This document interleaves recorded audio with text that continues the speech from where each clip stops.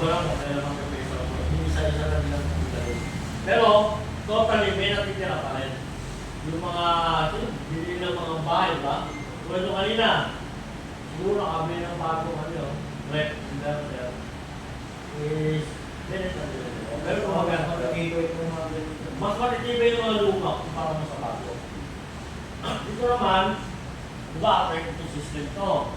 Ito, non-inverter pa rin siya. Ang napalitan lang is itong refrigerant.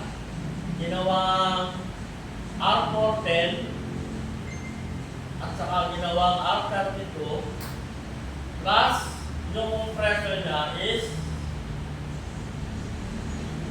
naka-base dun sa R410.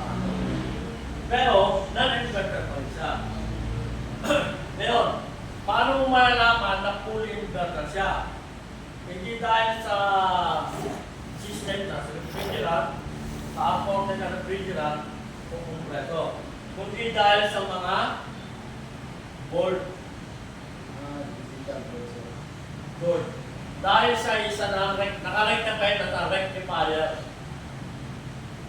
Kaya sa tinawag na inverter. Hindi dahil sa mga compressor, sa mga refrigerant. Walang refrigerant na inverter. Ang purpose na ng refrigerant ng mga yan is para sa ozone layer.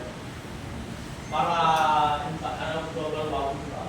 Kasi ito, sabi nila, nakakasira daw ng kalikasan. Sabi lang nila. Pero ito, hindi ba nakakasira to? Nakakasira pa rin yan.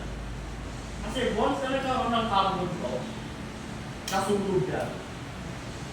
Carbon. Ang carbon is nakakasira din ako.